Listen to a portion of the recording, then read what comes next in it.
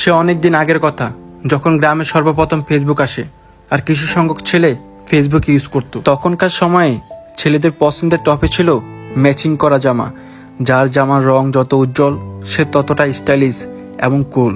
তারা ফেসবুকে পোস্ট করার জন্য এমন এমন পোস্ট নিত যা দেখে অন্য ছেলেরা বেহুশ হয়ে যেত আর বলতো, ভাই আমাদেরকে শিখান। তারপর তারা ছবিগুলো ফেসবুকে আপলোড করত। আপলোড করার সময় এমন এমন ক্যাপশন দিত যা পরে অন্য ছেলেদের মধ্যে আতঙ্ক ছড়িয়ে পড়তো। তো এখনো সে স্বপ্নের রাজকুমার ফেসবুক আইডিটি চালাচ্ছে এবং পুরনো প্যাশনগুলো ফলো করে যাচ্ছে। আসসালামু আলাইকুম, আমি স্বপ্নের রাজকুমার ফেসবুক আইডি থেকে বলতেছি।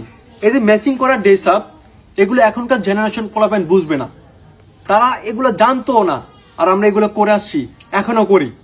কিন্তু দুঃখের বিষয় 2026 সাল আসার পর থেকে এগুলো কোথায় যেন হারিয়ে গেছে।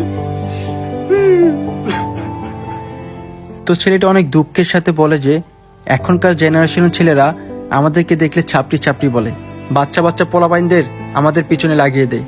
সে আরও বলে যে যখন 2024 সালে ইনস্টাগ্রাম আসলো তখন এসব ছেলে, প্যাশন, স্টাইল কোথায় যেন তারা হারিয়ে গিয়েছে। তারপর থেকে সে একাই এই ঐতিহ্যটা ধরে রেখেছে। এখনো মানুষ তাকে দেখলে গালি দেয়, ছাপড়ি ছাপড়ি বলে, কিন্তু সে এসব কথা গায়ে মাখে না। কিন্তু সে এসব কিছুকে আপন ভেবে এখনো বেঁচে আছে।